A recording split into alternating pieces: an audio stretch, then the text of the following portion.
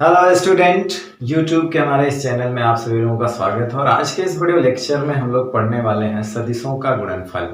यानी कि दो सदिशों का हम लोग गुणन पढ़ेंगे। ठीक है ना, प्रोडक्ट पढ़ेंगे जो कि दो तरह का होता है। तो आज हमारा जो मेन टॉपिक है, मेन मकसद है पढ़ने का है, वो सदिशों का गुणन पढ़ना है। ठीक है ना। सदिशों का जो गुणनफल होता है उसको दो कैटेगरी में बांटा गया है, जिसको एक अदिश गुणनफल कहते हैं और एक को सदिश गुणनफल कहते हैं। सदिशों का गुणन हमको आज पढ़ना है। तो सदिशों का जो गुणनफल होता है उसको दो तरह का गुणनफल पढ़ना है हमको। एक अदिश गुणन, जिसको हम लोग बिंदु गुणनफल या डॉट प्रोडक्ट कहते हैं, और सदिशों का गुणनफल को हम लोग सदिश गुणन या सदिश गुणनफल या बज गुणनफल या क्रॉस प्रोडक्ट कहते हैं। तो यहाँ पे क्या होता है कि दो सदिशों के बीच डॉट का निशान लगाते हैं या कि बिंदु का निशान लगाते हैं, तो इसीलिए इसको डॉट प्रोडक्ट कहते हैं, या उसी को हिंदी में हम लोग बिंदु गुणनफल कहते हैं।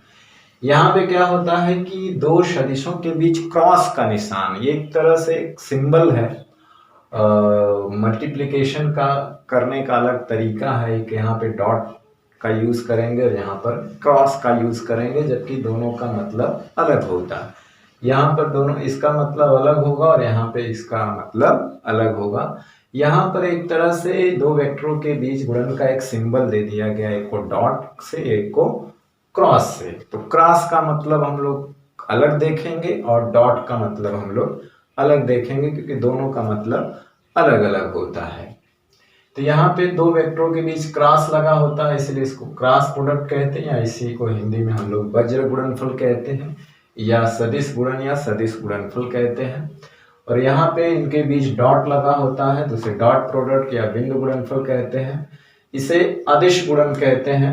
अदिश गुणन क्यों कहते हैं, इसकी डिफिनेशन से, क्योंकि इसका जो डॉट प्रोडक्ट का जो रिजल्ट आता है वो अदिश राशि होता है। मतलब एक वैल्यू आती है। क्या आती है? एक वैल्यू आती है, उसमें डायरेक्शन नहीं होता, ओनली मैग्नीट्यूड होता है, इसीलिए उसको अदिश गुणन कहा जाता है या अदिश गुणनफल कहा जाता है। और यहाँ पे क्या होता है कि एक सदिश गुणन का जो फल होता है वो एक सदिश राशि देता है। तो सदिश राशि में केवल मैग्नीट्यूड नहीं होता, मैग्नीट्यूड के साथ साथ उसकी डायरेक्शन भी होती है। तो बहुत सारी भौतिक राशियां ऐसी आपको मिलेंगी जिसमें उसका डॉट प्रोडक्ट देखेंगे तो एक अदिश राशि आएगी, और बहुत सारी भौतिक राशियां ऐसी मिलेंगी जिसका हम लोग क्रॉस प्रोडक्ट लेंगे तो एक सदिश राशि आएगी। तो पहले हम लोग पढ़ते हैं क्या अदिश गुणन, या इसी को कहते हैं अदिश गुणनफल, या डॉट प्रोडक्ट कहते हैं, या बिंदु गुणनफल कहते हैं। तो दो अशून्य सदिश, यानी कि यहाँ पर ए और बी है, क्या है? शून्य नहीं, अशून्य सदिश सदिश राशियों ए तथा बी का अदिश गुणनफल क्या होता है? सदैव एक अदिश राशि होता है। इसे इस रूप में लिखा जाता है, यानी कि ए डॉट बी, सदिश राशि ए डॉट सदिश राशि बी के रूप में लिखा जाता है। तो इसकी डिफिनेशन क्या है? इसकी डिफिनेशन है कि दो सदिशों के अदिश गुणनफल या गुणन का मान या गुणनफल का मान उन दोनों सदिशों के परिमाणों, उन दोनों सदिशों के परिमाणों तथा उनके बीच बने कोण की कोज्या या कोसाइन अंग्रेजी में कहते हैं, के गुणनफल के बराबर होता है। यानी ए डॉट बी का मान क्या होता है? इनका मैग्नीट्यूड है, उनका दोनों का मैग्नीट्यूड तथा इनके बीच बने कोण, जो ये कोण बन रहे हैं, उनके कोसाइन यानी कोज्या के गुणनफल के बराबर होता है। इनके मैग्नीट्यूड रहेंगे और इनके बीच बनने वाले कोण का कोज्या का गुणनफल होता है अदिश गुणनफल। ठीक है ना, जिसको हम लोग लिखते हैं ए बी कॉस थीटा। क्या लिखते हैं? A B cos theta. तो ए क्या है?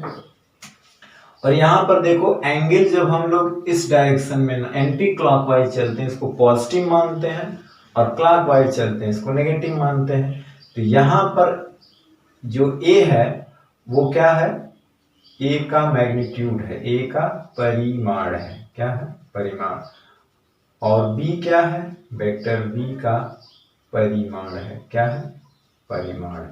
और थीटा क्या है? दोनों सदिशों के बीच बना कोण है। दोनों सदिशों के बीच बना न्यून कोण होता है, एक तरह से दोनों सदिशों के बीच बना क्या है, कोड है, बना कोड। और थीटा की वैल्यू जो होती है वो जानते हैं कि 0 के बराबर होगी और 180 डिग्री से बड़ी नहीं होगी, ये थीटा की वैल्यू होगी, ठीक है ना। यानी कि थीटा जो है 180 के बराबर होगा या उससे छोटा, या तो 0 के बराबर हो गया, 0 से बड़ा, यानी इन्हीं के बीच में थीटा की वैल्यू होगी, ठीक है ना। अब थीटा के मान के अनुसार जो है अदिश गुणनफल पॉजिटिव, निगेटिव, शून्य कुछ भी हो सकता है।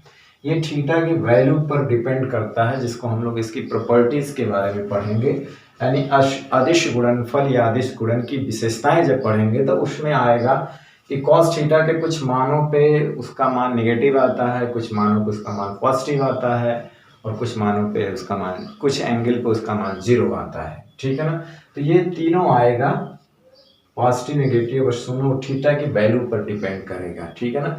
यहाँ पर तो ये मैग्नीट्यूड है, सारी डिपेंडेंसी इस पे है, थीटा के हिसाब से ही इसका मान बदलता रहेगा, इसके हिसाब से ही इस ए डॉट प्रोडक्ट बी जो होएगा, इसका अदिश गुणन जो सदिश राशियों का होगा वो पॉजिटिव भी आ सकता है, नेगेटिव भी आ सकता है और 0 भी आ सकता है। नेगेटिव का मतलब उसका जो मिनिमम वैल्यू, पॉजिटिव का मतलब मैक्सिमम वैल्यू, और एक दोनों के बीच की वैल्यू यानी कि 0, ठीक है ना। तो वो उसके प्रॉपर्टीज में हम लोग इसको पढ़ेंगे, ठीक है ना। आइए इसको हम लोग एक तरह से, इसका जो है एक तरह से फिजिकल सिग्निफिकेंस भी देख सकते हैं क्या है, ठीक है ना। फिजिकल सिग्निफिकेंस का मतलब ये है कि अभी इसकी डिफिनीशन से हम लोगों ने क्या पढ़ा,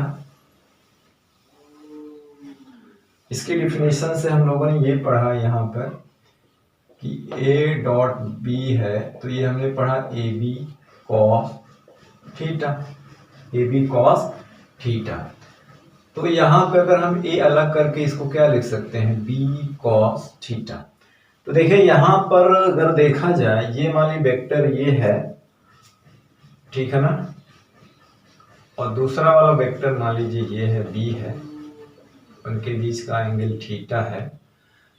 तो इसका अगर हम लोग यहाँ पे इसका कंपोनेंट लें, इसका जो प्रोजेक्शन क्या है, प्रक्षेप अगर लेते हैं तो हमें क्या मिलता है, बी कॉस थीटा, ठीक है ना। तो बी कॉस थीटा, तो देखिए बी कॉस थीटा है ना यहाँ पर, और ये क्या है, वेक्टर ए का मैग्नीट्यूड, ठीक है ना। तो यानी कि वेक्टर ए के दिशा में वेक्टर बी का क्या कर सकते हैं, कंपोनेंट यानी घटक। तो इसको ऐसे भी लिख सकते हैं, ये क्या है, ए का परिमाण, ठीक है ना, ए का परिमाण गुणा, या डॉट लगा सकते हैं यहाँ पे कुछ भी लगाओ क्योंकि ये तो मैग्नीट्यूड है, ठीक है ना। यहाँ पे हम लिख सकते हैं क्या, सदिश ए की दिशा में, सदिश ए की दिशा में सदिश बी का घटक, ये भी इसको लिख सकते हैं। या इसका उल्टा अगर करें, मान लीजिए कि हम लोग इसको इस तरह से भी लिख सकते हैं, बी यहाँ करके इसको ए कॉस थीटा लिख सकते हैं, ठीक है ना। तो आप यहाँ पे क्या लिखेंगे, यहाँ पे लिख सकते हैं कि बी का परिमाण, ये क्या है, बी का परिमाण है, क्या है, परिमाण है, इनटू सदिश बी की दिशा में, उसी को उलट देंगे, बी की दिशा में सदिश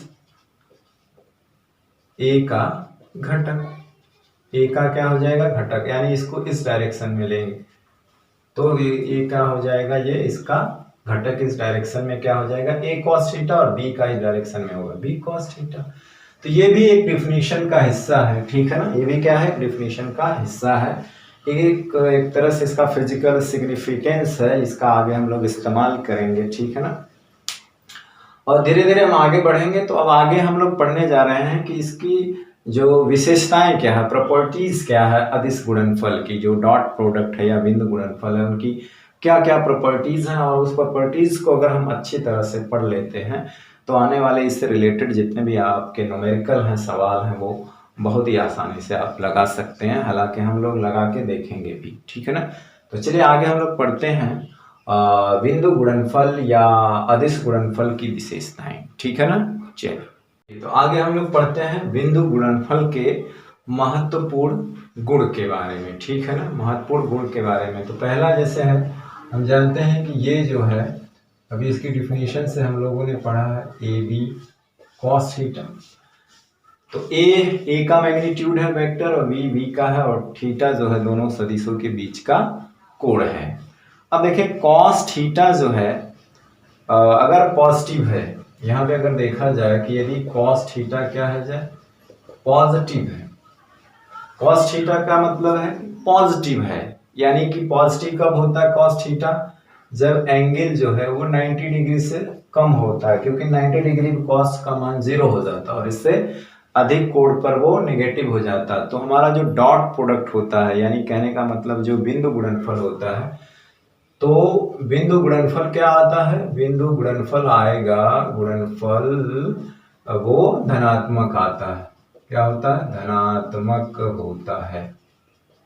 ठीक है ना। और यहीं पे अगर कहेंगे कि यदि cos थीटा हमारा नेगेटिव आता है, नेगेटिव मतलब है कि थीटा की वैल्यू 90 डिग्री से अधिक हो, अधिक कोणों के लिए cos थीटा की वैल्यू घटती है, यानी कि 0 का मैक्सिमम होता है 90 तक जाकर 90 तक घटती है, 90 के बाद जो है माइनस में आ जाती है, 90 पे 0 होती है।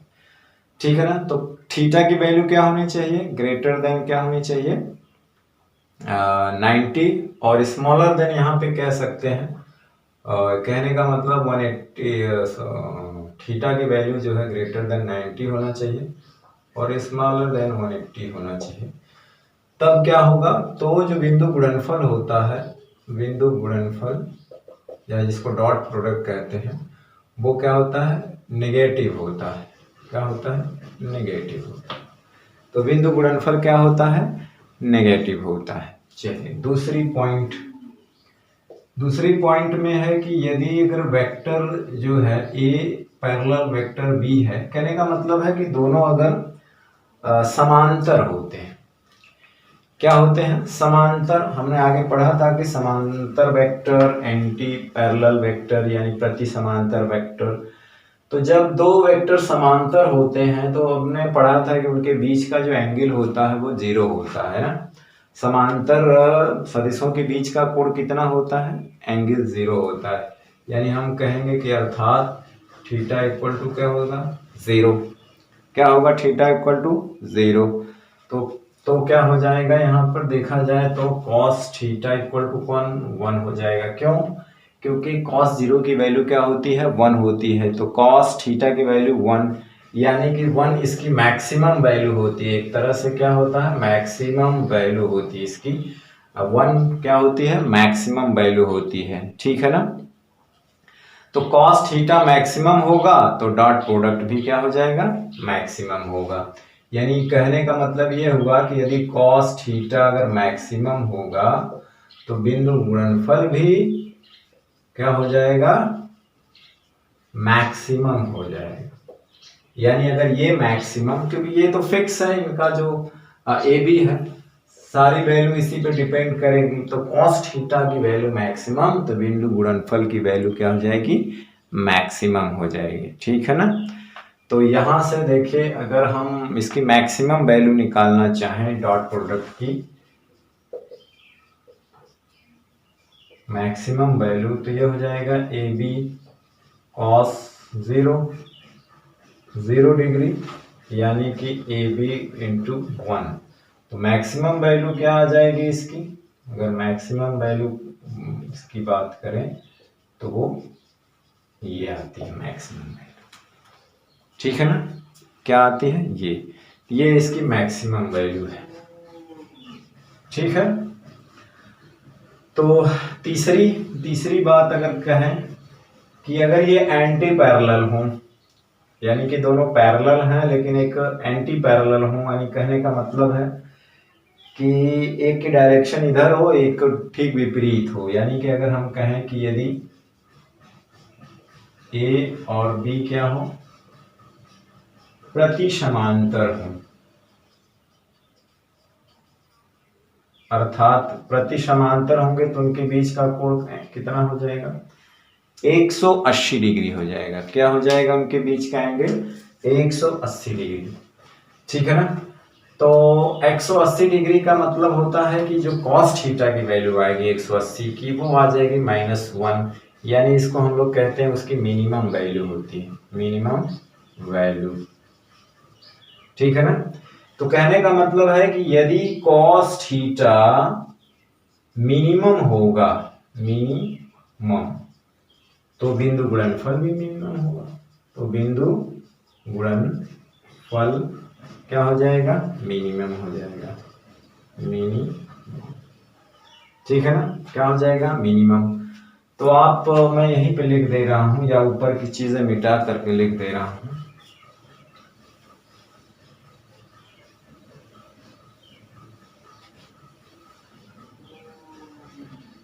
तो यहाँ पर देखिए मिनिमम, यानी कहने का मतलब है कि इसकी जो मिनिमम वैल्यू होगी, यहाँ पे अगर मिनिमम की बात करें तो ए बी कॉस 180 डिग्री, यानी कि ए बी -1, यानी कि ये जो इसकी मिनिमम वैल्यू होगी -AB। मिनिमम वैल्यू ये होगी और मैक्सिमम वैल्यू ये होगी। ठीक है ना। तो हम लोगों ने क्या पढ़ा? मैक्सिमम वैल्यू और मिनिमम वैल्यू। ठीक है ना, मिनिमम और मैक्सिमम। ठीक है। तो अब हम लोग चौथी प्रॉपर्टी के बात करते हैं, चौथी प्रॉपर्टी पर। ठीक है ना। तो हम लोगों ने 3 पढ़ा, चौथी बात करते हैं कि अगर उनके बीच का एंगल 90 डिग्री, यानी कहने का मतलब अगर वो परपेंडिकुलर हो, यानी कि ठीक है ना, इसको मिटा दिया जाए तो याद रखिएगा मैक्सिमम वैल्यू ये होता है और मिनिमम वैल्यू ये आएगा। अभी हमने कहा था कि कॉस थीटा के आधार पर उसकी जो डॉट प्रोडक्ट होता है, यानी बिंदु गुणनफल होता है, वो नेगेटिव, पॉजिटिव और शून्य भी होता है। तो शून्य कब होता है वो भी देख लिया जाए कि शून्य कब होता है। ठीक है ना। चौथी बात हम लोग लिखते हैं, ठीक है ना, कि शून्य कब होता है। यदि अगर हम कहेंगे दोनों वेक्टर क्या हो? परपेंडिकुलर हो। परपेंडिकुलर का मतलब है कि अगर उनके बीच का एंगल क्या हो? 90 डिग्री हो, तब क्या होता है? अर्थात ये इंपॉर्टेंट है, इंपॉर्टेंट प्रॉपर्टी है एक तरह से इसकी। अर्थात थीटा इक्वल टू क्या हो जाए? 90 डिग्री। थीटा क्या हो जाए? 90 डिग्री हो जाए। तो यहाँ पे क्या हो जाएगा?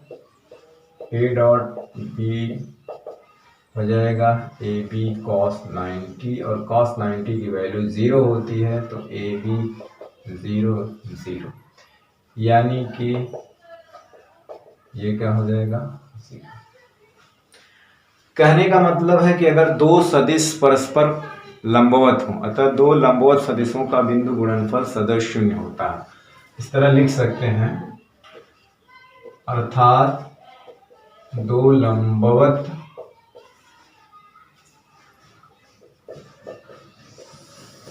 सदिशों का बिंदु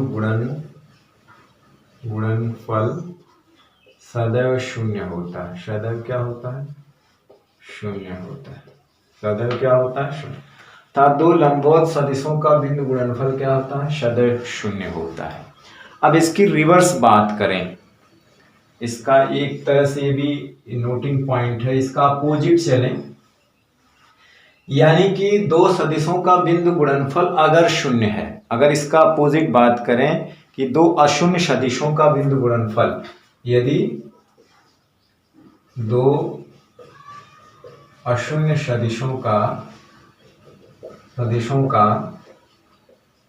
बिंदु गुणनफल अगर शून्य होता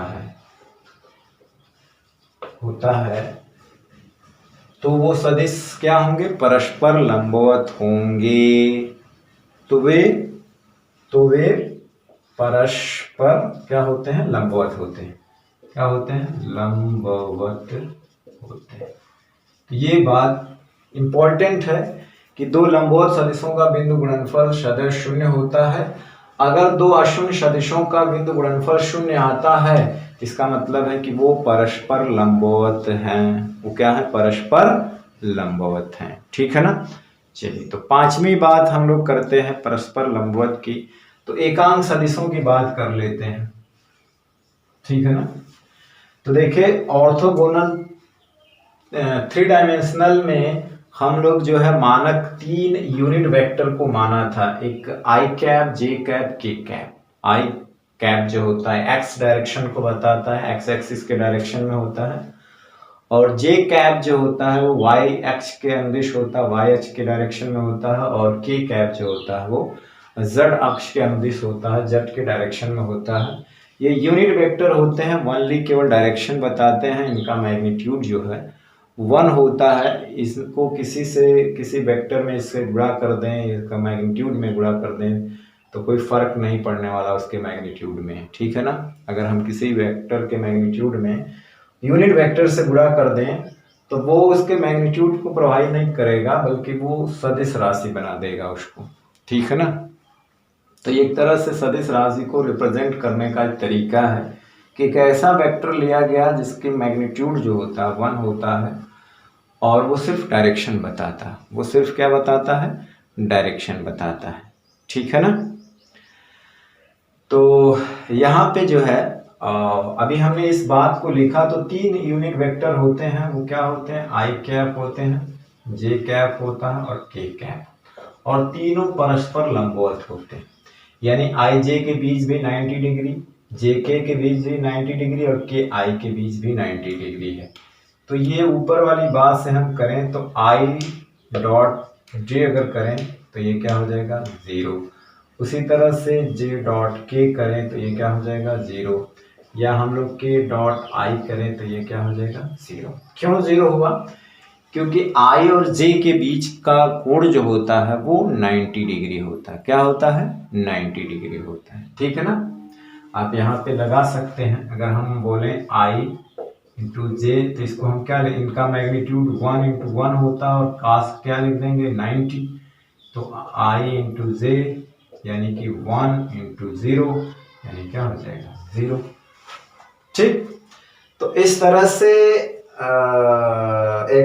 दो एकांक सदिशों का जो बिंदु गुणनफल होता है वो 0 होता है, और इनका जो डॉट प्रोडक्ट होता है वो 0 होता है। चलिए, इसके बाद जो नंबर 6वां आता है, ये भी बहुत इंपॉर्टेंट है। इंपॉर्टेंट का मतलब होता है स्वयं बिंदु गुणनफल, जिसको कहते हैं। क्या कहते हैं? स्वयं, ठीक है ना।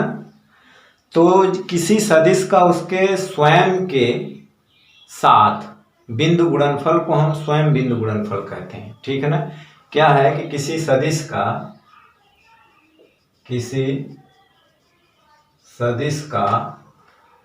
उसी का मतलब किसी सदिश का उसी से गुणा कर दिया जाए। किसी सदिश का उसके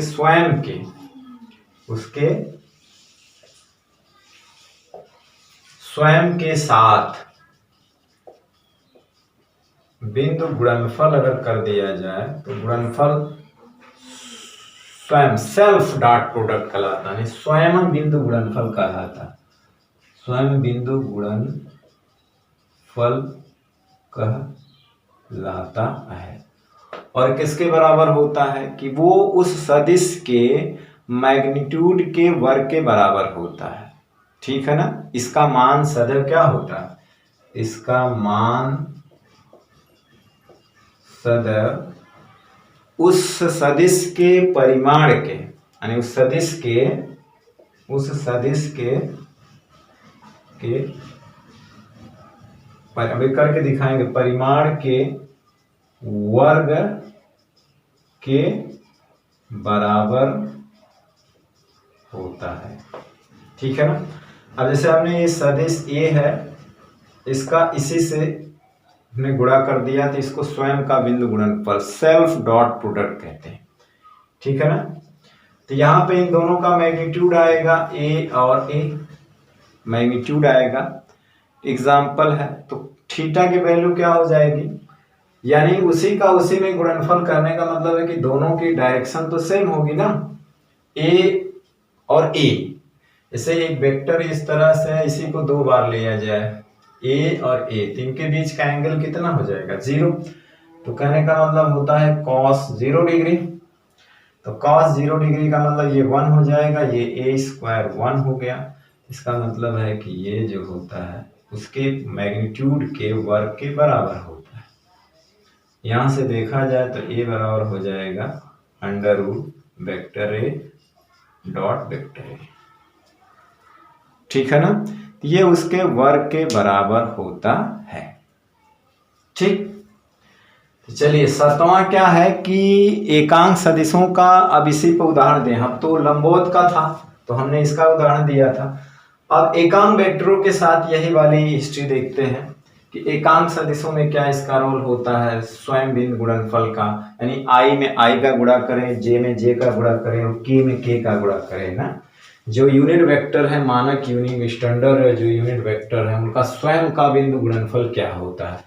तो उस पॉइंट को रखते हैं 7वें में, ठीक है ना। उस पॉइंट को 7वें नंबर पे रखते हैं।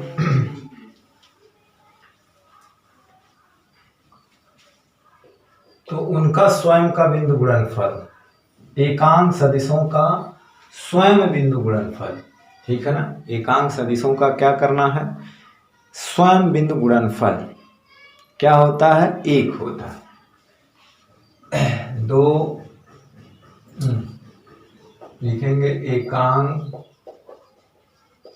सदिशों का स्वयं बिंदु गुणनफल सदैव क्या होता है, 1 होता है। अभी करके देख।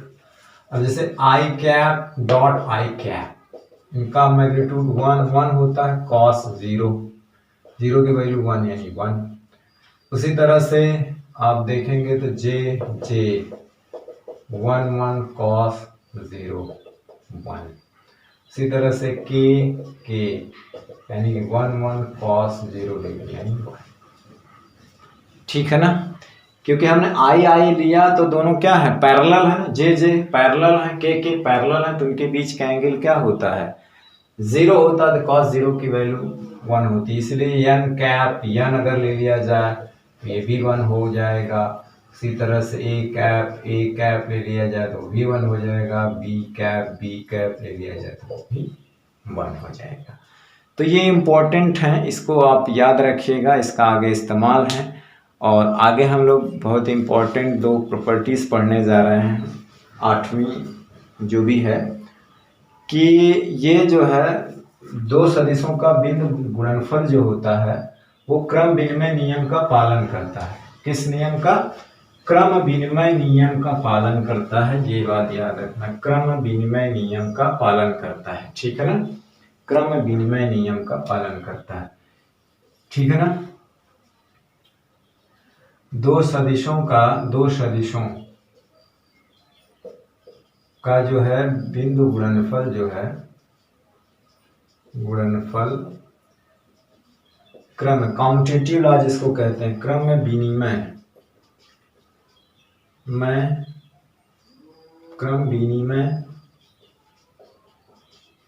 नियम का पालन करता है, ठीक है ना। मान लीजिए 2 सदिश हमने ले लिया, एक सदिश ए है, दूसरा सदिश बी है। तो इन 2 सदिशों का बिंदु गुणनफल क्रम विनिमय नियम का पालन, इनका क्रम बदल करके हम देखते हैं। एक ये हो गया, अब इसका हमने क्रम बदल दिया तो क्या हो जाएगा,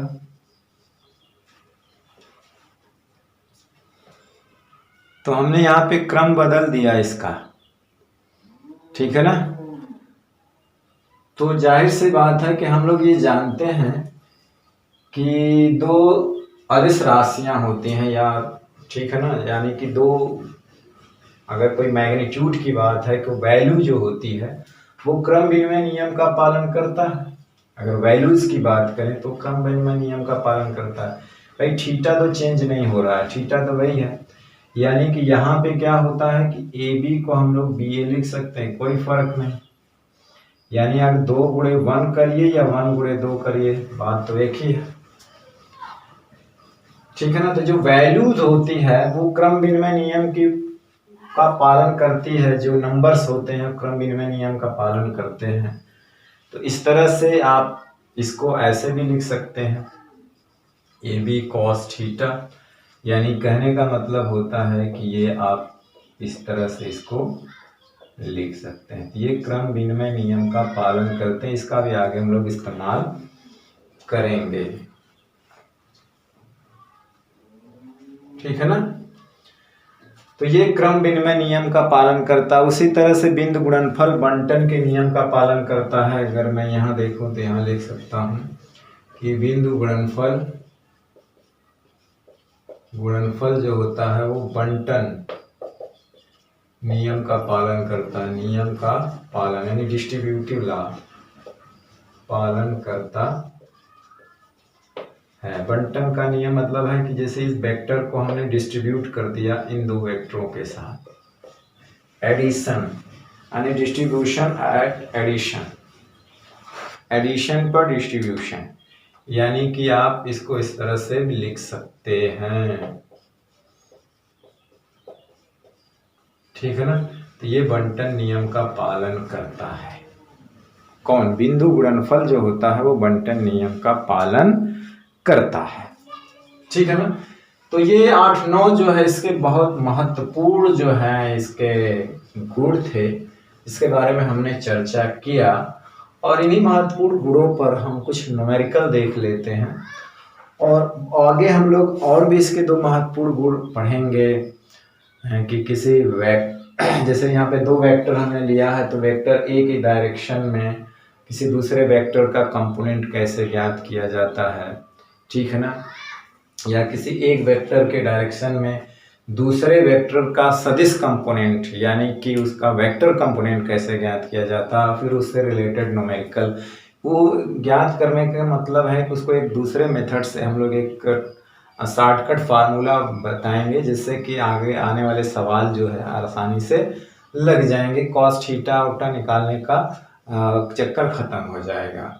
तो ये था इसकी प्रॉपर्टीज। अब हम इसी पे आधारित जो है कुछ न्यूमेरिकल लगाएंगे और उसके बाद वीडियोस हम लोग समाप्त करेंगे, और इसका जो छूटा हुआ पोर्शन होगा कंपोनेंट निकालना वो अगले वीडियो लेक्चर में हम लोग देखेंगे। तो चलिए आइए लगाते हैं इस पे आधारित कुछ न्यूमेरिकल। तो 2 सवाल हम ब्लैक बोर्ड पर लिखे हैं अपने साइन बोर्ड पर, तो इसको हल करना है, ठीक है ना। और इससे कुछ चीज़ें मतलब भी निकल के आएगा इस दूसरे वाले न्यूमेरिकल से, ठीक है ना। देखिए पहला वाला सवाल का हल क्या होगा, तो देखिए ये हमारा सवाल है i प्लस जे प्लस के, ठीक है ना। अब इसका क्या करो, अंदर गुणा कर दो, डॉट प्रोडक्ट करना है, तो i डॉट i हो जाएगा प्लस i, डिस्ट्रीब्यूशन लॉ लगा दीजिए, ठीक है ना, डिस्ट्रीब्यूशन। अब पीछे के प्रॉपर्टीज पे जाइए, तो ये देखिए 2 परपेंडिकुलर वेक्टरों का डॉट प्रोडक्ट है, ये भी 2 परपेंडिकुलर यूनिट वेक्टरों का डॉट प्रोडक्ट, तो ये 0 हो जाएगा। और ये स्वयं बिंदु गुणनफल है उसी का उसी में, तो ये 1 हो जाएगा, प्लस 0 यानी वैल्यू इसकी क्या हो जाएगी, 1 हो जाएगी, ठीक है ना। अब जैसे हम दूसरे सवाल की बात करें, किसी एक चीज़ निकल के आएगी, हमेशा याद रखना, ठीक। इन दोनों का डॉट प्रोडक्ट क्या होगा। अब चलिए इसका इन दोनों में गुणा करेंगे हम, तो i डॉट i, और इसका करेंगे i डॉट j। अब आ जाइए इसका, इसमें होगा तो plus j dot i, plus minus हो जाएगा तो माइनस होगा j डॉट c। अब यहाँ पर देखिए ये चीज़ क्या हो जाएगी, ये चीज़ हो जाएगी 1, ये i j है तो ये हो जाएगी 0, ये j i है ये भी हो जाएगी 0, और ये कौन j j है ये भी क्या हो जाएगी 1। तो देखिए ये प्लस ये माइनस क्या हो गया, ओवरऑल 0 हो गया, ठीक है ना। तो देखिए 2 सदिश का डॉट प्रोडक्ट 0 हुआ, 2 सदिशों का डॉट प्रोडक्ट 0 हुआ, तो इसका मतलब है कि ये इसके क्या होगा, परपेंडिकुलर, इसके क्या होगा, परपेंडिकुलर। कहने का मतलब है अगर एक वेक्टर है i प्लस जे अगर इधर होगा, तो इसके ठीक परपेंडिकुलर वाला जो वेक्टर होगा वो i माइनस जे, ठीक है ना, याद रखना। हम अब आगे से जो भी सवाल लगाएंगे वो डायरेक्ट लिख देंगे। देखिए आई प्लस जे अगर ये है तो इसके परपेंडिकुलर हमें वेक्टर प्राप्त करना है तो क्या कर देना, ये माइनस वाला हो जाएगा, यानी ये चिन्ह क्या हो जाएगा, माइनस हो जाएगा, क्योंकि इनका डॉट प्रोडक्ट क्या आया है, जीरो। इनका डॉट प्रोडक्ट क्या आया है, जीरो आया है। ठीक है ना, तो ये बात दिमाग में बैठा लीजिएगा, इसको हम लोग डायरेक्ट लिखेंगे। ठीक है ना, चलिए कुछ इंपॉर्टेंट चीजें लिखते हैं हम लोग कि अगर दो सदिश कार्टेशियन फॉर्म में कार्तीय रूप में दिए हों तो उनका मल्टीप्लाई कैसे करते हैं। हालांकि हम पहले डिटेल में करते हैं, फिर कहीं अगर मल्टीप्लाई करने के लिए आता है तो हम उसका डायरेक्ट इस्तेमाल करेंगे। ठीक है ना, तो चलिए कुछ इंपॉर्टेंट बातें हैं, फिर इसके बाद सवाल लगाते हैं।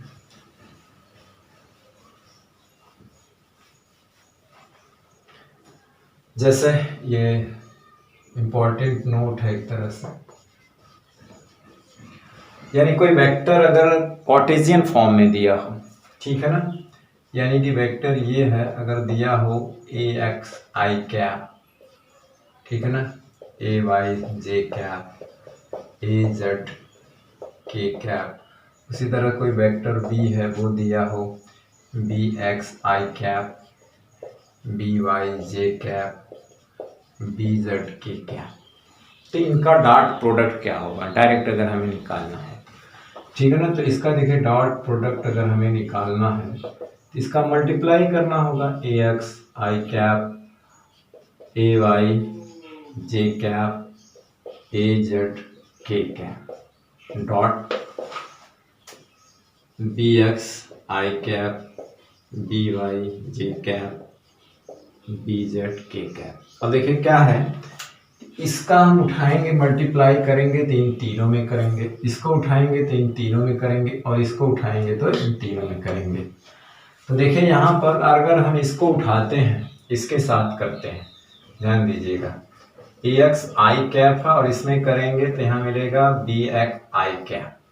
ठीक, चलिए प्लस, अब देखिए इसका जैसे हम इसमें करेंगे तो देखिए आई डॉट जे हो जाएगा, तो आई डॉट जे का मतलब क्या हो गया, वो जीरो हो गया, आई डॉट जे जीरो हो गया। अभी हमने पढ़ा था, ये बात ध्यान में रखिएगा कि आई कैप आई बराबर 1 होता है, और वहीं आई डॉट जे हो ये जीरो, या जे डॉट के हो, अभी हमने पढ़ा था जीरो, और के डॉट आई हो ये भी क्या होगा, जीरो। स्वयं का बिंदु गुणनफल जो होता है यूनिट वेक्टर का 1 होता है, और वो जो यूनिट वेक्टर परपेंडिकुलर होते हैं उनका डॉट प्रोडक्ट जीरो होता है।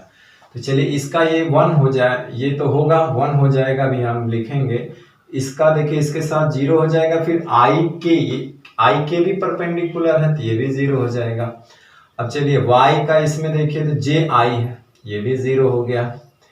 अब इसका जे में करेंगे तो ये क्या हो जाएगा, यहाँ तो हम आई 1 हो जाएगा, तो उसी तरह जे 1 होता है तो ए वाई बी वाई हो जाएगा। ठीक है ना, अब चलिए इसका इन तीनों में करिए, देखिए के आई है तो ये जीरो हो जाएगा, फिर इसका के जे है ये भी जीरो हो जाएगा, फिर के 1 हो जाएगा, तो इसका मतलब हो जाएगा ए जेड बी जेड, और यहाँ आई है तो ये भी 1 हो जाएगा, तो गुणा हो गया ए एक्स बी एक्स प्लस ए वाई बी वाई और प्लस ए जेड बी जेड, यानी कि ए डॉट बी। अब देखिए अब क्या है, हमें डायरेक्ट क्या करना है कि अगर कार्टेशियन फॉर्म में दिया हुआ है तो हमें पूरा सब में गुणा करने की बजाय हमें क्या करना है कि आई का आई में गुणा कर देना, जे का जे में गुणा कर देना, के का के में गुणा कर देना, डायरेक्ट रिजल्ट आ जाएगा। देखिए यहाँ पे आई का आई में, जे का जे में, के का के में करेंगे तो है ना ए एक्स बी एक्स, ए वाई बी वाई, ए जेड बी जेड, यही ना आया है, तो हम अब से यही इस्तेमाल करेंगे। ठीक है ना, कि आई का आई में गुणा करेंगे, जे का जे में गुणा करेंगे और के का के में गुणा करेंगे। अब से हम क्या करेंगे, यही इस्तेमाल करेंगे, आई का आई में, जे का जे में, के का के में। ठीक है ना, तो चलिए इस पे हम एक दो सवाल लगाते हैं। ठीक, चलिए इस पे दो न्यूमेरिकल हम लोग लगाते हैं। ठीक है ना, अभी हमने जो चीज पढ़ी है उसके ऊपर पहला सवाल है, तीसरे का हाल देखिए। ए का मान इस कार्टेशियन फॉर्म में दिया, बी का मान, तो डॉट प्रोडक्ट निकालना है, तो सीधे हम डॉट प्रोडक्ट निकालते हैं। ठीक है ना, तो ये हो जाएगा 2i कैप 3j कैप के कैप। अभी हम लोग जो डॉट प्रोडक्ट पढ़े हैं अभी इसका हम लोग एग्जाम्पल देखेंगे कि भौतिक राशियों में कौन सा एग्जाम्पल मिलता है जिसका सदिश गुणन अदिश राशि होती है, ठीक है ना। तो इसका एग्जाम्पल अभी हम लोग देखते हैं। अब देखिए हमने क्या बताया था कि आई का आई में करिए तो आई का आई में करेंगे तो 1 हो जाएगा, 2 एक कम 2 हो गया। जे का जे में करेंगे 2 तिहाई 6 हो जाएगा, क्योंकि जे जे 1 होता है, सीधे इसके मैग्नीट्यूड का मैग्नीट्यूड में गुणा कर दीजिए। प्लस के का के में करिए तो 1, 6 2 8 1 9। उसी तरह से चौथे का हल देखिए, ए बराबर क्या ए डॉट बी है ना, तो यहाँ पे देखिए यहाँ पे 3i cap minus 2j cap plus 4k cap है और dot i cap plus 4j cap minus k cap है। तो देखिए i का i में 2 कम 2 अरे 3 एक कम 3 माइनस 4 दूनी 8 और ये माइनस 4 k प्लस माइनस है तो ये हो जाएगा -12 यानी कि -9। तो देखिए अभी हम लोगों ने ये इसका मैक्सिमम वैल्यू एक तरह से हो जाएगा और ये इसका मिनिमम वैल्यू। हमने अभी मैक्सिमम मिनिमम पढ़ा था, अभी हमने क्या पढ़ा था, मैक्सिमम और मिनिमम। अभी हमने जस्ट मैक्सिमम मिनिमम वैल्यू को पढ़ा था, ठीक है ना। तो आइए अब हम लोग इसके एग्जाम्पल बिंदु गुणनफल के उदाहरण देख लेते हैं, बिंदु गुणनफल के उदाहरण, ठीक है ना। चलिए तो बिंदु गुणनफल के हम लोग क्या पढ़ेंगे, अब उदाहरण पढ़ेंगे, बिंदु गुणनफल के उदाहरण। बिंदु गुणनफल के उदाहरण, बिंदु गुणनफल के उदाहरण, ठीक है ना। ये थोड़ा सा जो चैप्टर है ये थोड़ा सा लंबा है, तो अभी कई वीडियो लेक्चर इसमें बाकी हैं। अभी हमको क्रॉस प्रोडक्ट पढ़ना है, क्रॉस प्रोडक्ट के बाद बहुत सारे इस पर सवाल लगाने हैं, फिर पीछे का जो हम लोग पढ़े हैं मैंने 3-4 वीडियो लेक्चर तो हम लोग इसके न्यूमेरिकल का बनाएंगे, ठीक है ना। तो अभी ये चलेगा, ठीक है ना। अब जैसे हमने इसका उदाहरण पढ़ा था कार्य, कार्य इसका पहला एग्जाम्पल है। कार्य, जो कार्य होता है वो होता है बल गुणे विस्थापन। तो यहाँ डॉट प्रोडक्ट लगाने का मतलब क्या हुआ कि बल और विस्थापन का जब भी हम मल्टीप्लाई करते हैं तो हमें कार्य मिलता है, और कार्य क्या होता है, एक अदिश राशि। और जैसा कि हमने उसके डिफिनीशन में पढ़ा था कि जो दो अशून्य सदिशों का, अशून्य सदिशों का जो बिंदु गुणनफल होता है सदैव अदिश राशि होती।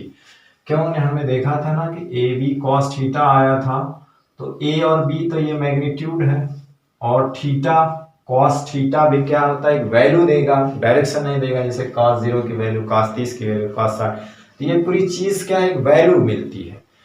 तो क्या है, एक अदिश राशि मिलती है, उसमें डायरेक्शन नहीं होता है। तो कार्य जो होता है बल गुणे विस्थापन होता है। तो चूंकि हमने अभी पढ़ा है कि ये डॉट प्रोडक्ट में ऐसा होता है, तो इसीलिए हमने यहाँ पे क्या लगा दिया है, डॉट लगा दिया है, ठीक है ना। क्या लगा दिया, कार्य को हमने डब्ल्यू से कहते हैं ये, और विस्थापन को यस से या डी से दिखा सकते हैं। तो इसलिए हमने यहाँ पे क्या लगा दिया, डॉट।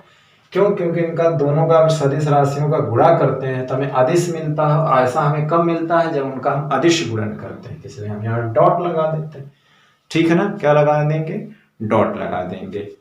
अब इसको अगर आगे हम लिखना चाहें तो हमको इसको ऐसे लिख सकते हैं, कॉस थीटा, और यहाँ पर जो एफ है वो का परिमाण है, और यस जो है वो इस विस्थापन का परिमाण है, और थीटा क्या है, इनके बीच का कोण है। दोनों सदिशों का यानी कि बल और विस्थापन के बीच का क्या है, कोण है। बल और विस्थापन के मध्य का कोण है। उसी तरह से दूसरा एग्जांपल आता है शक्ति का। क्या आता है, शक्ति। शक्ति आता है बल डॉट प्रोडक्ट बी, यानी कहने का मतलब होता है कि यहाँ पे आ जाएगा बल डॉट वेग। शक्ति भी एक एग्जाम्पल है जो कि बल और वेग का अदिश गुणनफल होता है, वो शक्ति देता है, ठीक है ना। शक्ति बराबर क्या होता है, जैसे हम लोग कहते हैं ना पावर होता है W/T, वो वहीं से निकला हुआ है, यहीं से वो फार्मूला निकला हुआ है, ठीक है ना। क्योंकि यहाँ पर हम लिख सकते हैं F और ये लिख सकते हैं dt। अब F रहने दीजिए, D/T को क्या लिख सकते हैं, वेग। तो शक्ति भी जो क्या है, एक बिंदु गुणनफल का एक एग्जाम्पल है। इसको आप ऐसे भी लिख सकते हैं, शक्ति P है, ये हो सकता है, इसको हम लोग लिख सकते हैं FB cos थीटा। ये इसका परिमाण है और ये इसका मैग्नीट्यूड है, यानी कि परिमाण है, ठीक है ना। अब चलिए इस पे जैसे हम लोग क्वेश्चन लगाते हैं, ठीक है ना। चलिए तो हमने लाइन से 1 2 3 4 सवाल लिखे हुए हैं, ठीक है ना, जो अभी हमने पढ़ा उसके पे आधारित सवाल है। पहला सवाल है कि यदि फोर्स और डिस्प्लेसमेंट ये दिया है तो कार्य क्या होगा, तो हम यहीं पे हल कर लेते हैं। देखिए W इक्वल टू होता है इस फोर्स और डिस्प्लेसमेंट का डॉट प्रोडक्ट। तो फोर्स हमारा क्या दिया है, 2i cap plus 3j cap minus k cap, और ये हमारा दिया हुआ है 3i cap minus j cap, ठीक है ना। तो i का i में गुणा करेंगे, 2 3 6 हो जाएगा, i का j में तो 0 होता है, और j का j में करते हैं तो ये क्या हो जाएगा, -3 हो जाएगा, और k के लिए k है ही नहीं है, बाकी k का i j में करेंगे वो तो 0 हो जाएगा, तो क्या आ जाएगा, 3 जूल आ जाएगा। वेरी सिंपल, क्या आ जाएगा, 3 जूल, ठीक है ना। तो आंसर आ जाएगा 3 जूल। अब उसी तरह से एक दूसरा सवाल ये दे रखा है यहाँ पे कि F और V यानी पावर हमको निकालना है, तो पावर बराबर होता है F.V। तो F की वैल्यू यहाँ पे 3i कैप है, 4j कैप है, और डॉट हो जाएगा V जो होता है 2j कैप है माइनस k कैप। तो हमने बताया था कि i का i में गुणा करना है, j का j में गुणा करना, बाकी को 0 कर देना। तो यहाँ देखिए i है ही नहीं है इसके साथ, तो ये तो 0 हो गया पहला। अब देखिए j का j में गुणा और k वाला 0 हो जाएगा, तो 4 दूना ये 8 हो जाएगा और ये 0 हो जाएगा, बाकी 0 हो जाएंगे, यानी सिंपली हमें देखा जाए तो ये 8 वाट आएगा। कितना, शक्ति का मात्रा क्या होता है, वाट होता है, तो क्या आएगा 8 वाट। अब यहाँ पर तीसरा दिया है कि अगर बल इतना न्यूटन है और डिस्प्लेसमेंट ये है तो W क्या होगा। तो तीसरे की बात देखो तो W बराबर होता है, तो ये दिया हुआ है हमारा 3i कैप है माइनस 4k कैप, ठीक है ना, 4k कैप है, और यस की वैल्यू क्या दिया हुआ है, 4j कैप। तो j का j में ही गुणा होगा, तो जाहिर सी बात है यहाँ पे ik है तो ji0 jk0, यानी यहाँ पे कार्य क्या हो जाएगा, 0 हो जाएगा। यानी कहने का मतलब है कि इसके ये लंबवत है, परपेंडिकुलर है एक तरह से, तो कार्य क्या हो जाएगा, वहाँ पे आपको कार्य 0 मिलेगा। और यहाँ पर बात करते हैं कि निम्न में से इसके परपेंडिकुलर कौन है। तो हमने बताया था देखिए कि i प्लस जे के परपेंडिकुलर i माइनस जे होता है, अभी हमने हल किया था, इन दोनों का डॉट प्रोडक्ट लेंगे तो 0 होगा। अब क्या करिए, अगर आप लंबवत पता करना है तो इनका इन सबके साथ डॉट प्रोडक्ट ले लीजिए, जैसे इन सबके साथ डॉट प्रोडक्ट लेंगे हमें पता हो जाएगा। तो जाहिर सी बात है इसका इसके साथ डॉट प्रोडक्ट लेंगे तो i यानी कि 2 + 2 यानी कि ये 4 नहीं होगा, i का 1 यानी 2 हो गया, और j का j -1 यानी ये भी नहीं होगा, और यहाँ पे i हो जाएगा 1 और j हो जाएगा 3 यानी -2, और यहाँ पे देखिए 3 -3 यानी 0, यानी कि तो ये वाली क्वांटिटी जो है सही है, इसमें इसके परपेंडिकुलर है, ठीक है ना, इसके क्या है, परपेंडिकुलर है, ठीक। तो हम 1 2 3 सवाल और लगाते हैं। एक पहला सवाल है कि 2i cap plus j cap के परपेंडिकुलर इन चारों में से कौन है। उपरोक्त सभी है कि इन तीनों। तो देखिए हम करके देखेंगे कि इसके साथ इनका डॉट प्रोडक्ट अगर 0 आ जाता है तो परपेंडिकुलर है, अगर 0 नहीं आता है तो परपेंडिकुलर नहीं है। पीछे हमने एक सवाल लगाया था तो उसमें हमने कह दिया था कि ये दोनों अगर सेम रहेगा, नेगेटिव चिन्ह अगर इसके विपरीत है तो वो उसके परपेंडिकुलर है, वो तो कंफर्म है। वो क्या है? कंफर्म है। तो उस बात पे ध्यान देना है। आपको क्या करना है? डॉट प्रोडक्ट लेके देखना है। तो इनका डॉट प्रोडक्ट लेके देख लीजिए।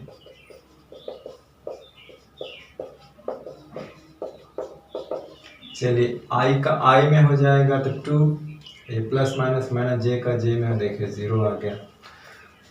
3k है 2i कैप प्लस जे। अब देखिए k का j के साथ भी 0, i के साथ भी 0, j के साथ भी 0, तो ये 0 हो गया। उसी तरह से 2i कैप j कैप है, इधर 2i cap minus 4j cap है। देख लीजिए आई 2 दूना 4 और जे माइनस 4, ये भी 0 है। देखिए इसका मतलब उपरोक्त सभी से परपेंडिकुलर है, तो उसमें कोई कंडीशन नहीं है कि सेम टू सेम ऐसा दिया रहे और चिन्ह विपरीत रहे, नहीं। ठीक है ना, वो हमने वहां बता दिया था, वो कोई कंडीशन नहीं। कंडीशन ये है कि इनका डॉट प्रोडक्ट बिंदु गुणनफल लो, अगर वो 0 हो जाता है तो वो दूसरे के परपेंडिकुलर होते हैं। ये इंपॉर्टेंट है, ये शर्त। ठीक है ना। ये दोनों सवाल लगभग एक ही है। कह रहा है कि a बराबर ये है, b बराबर ये है, तो अगर a b के परपेंडिकुलर है तो p की वैल्यू निकालिए। तो देखिए ये डॉट p देख लेते हैं, ये 0 होना चाहिए। अगर ये परपेंडिकुलर है तो इनका डॉट प्रोडक्ट क्या होना चाहिए? 0 होना चाहिए। तो 2i cap plus 4j cap plus p k cap dot b है 3i cap plus j cap minus k cap. हमने कहा था i का i में मल्टीप्लाई और ये 0 के बराबर कर देना। तो i का i में करेंगे 2 3 6, j का j में है 4 एकम 4, और ये माइनस प्लस माइनस हो जाएगा, minus p equal to 0, 6 4 10 minus p equal to 0, तो p इक्वल टू 10। अगर वाट की बात करें तो 10। और वही काम यहाँ पर भी है, सेम टू सेम वही सवाल है। फर्क ये है कि i यहाँ पे कर दिया है, तो तब भी आप i का i में करेंगे, j का j में, k का k में करेंगे। ठीक है ना, i का i में करेंगे, j का j में करेंगे और k का k में करेंगे, तो c की वैल्यू आ जाएगी यहीं पर। और इसको 0 के बराबर दिखा दो अगर ये दोनों परपेंडिकुलर है। तो i में i का गुणा करो तो ये हो गया -10 हो गया, j का j में करेंगे +4 हो गया, और k का k में करेंगे तो +c हो गया। अब यहाँ पे c बराबर ये हो जाएगा -6, यानी कि c बराबर 6 आ जाएगा। ठीक है ना। तो अगर दो सदिशों का डॉट प्रोडक्ट 0 होता है तो वो परपेंडिकुलर है। अगर दो सदिश परस्पर परपेंडिकुलर हैं तो उनका डॉट प्रोडक्ट 0 होगा। ये चेक करके देखना है।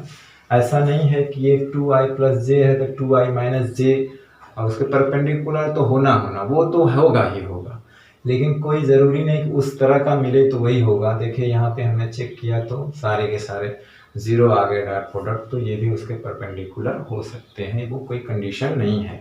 कंडीशन ये है कि डॉट प्रोडक्ट 0 है तो वो परपेंडिकुलर होंगे। ठीक है ना। अभी हम इस टॉपिक पे और बात करना है हमको कि अगर दो वेक्टर कार्टेशियन फॉर्म में दिए हैं तो उनके बीच का एंगल कैसे प्राप्त करेंगे, ये पढ़ाना रह गया। और किसी वेक्टर के डायरेक्शन में कंपोनेंट कैसे निकालेंगे, यानी कि cos थीटा के रूप में ना हो, दूसरे फॉर्म में हो। और कंपोनेंट और प्लस वेक्टर कंपोनेंट कैसे निकालेंगे, ये 3 जो है अभी इम्पोर्टेंट कॉन्सेप्ट इसमें बाकी रह गया, और उससे रिलेटेड न्यूमेरिकल। ठीक है ना। तो वो अगले वीडियो लेक्चर में हम इससे रिलेटेड वीडियो जो है वो पढ़ेंगे। ठीक है ना। एक ही वीडियो में अगर हम दोनों ऐड करते हैं तो लंबा वीडियो हो जाएगा। जो ऐसी शिकायत रहती है लोगों की कि लंबा वीडियो जो होता है बोरिंग होता है, लोग कम देखना पसंद करते हैं। लेकिन अगर कंटेंट जो है अच्छा है, मैटर अच्छा है, पढ़ने वाला सीरियस है, तो वीडियो 2 घंटा का हो 1.5 घंटा का हो, कोई फ़र्क नहीं पड़ता है। ठीक है ना। फिर भी हम आज का वीडियो लेक्चर वहीं समाप्त करते हैं, और नेक्स्ट वीडियो में हम इसका छूटा हुआ भाग लेकर फिर आते हैं। तब तक पढ़ाई करते रहें, पढ़ते रहें। All the very best. Thank you very much.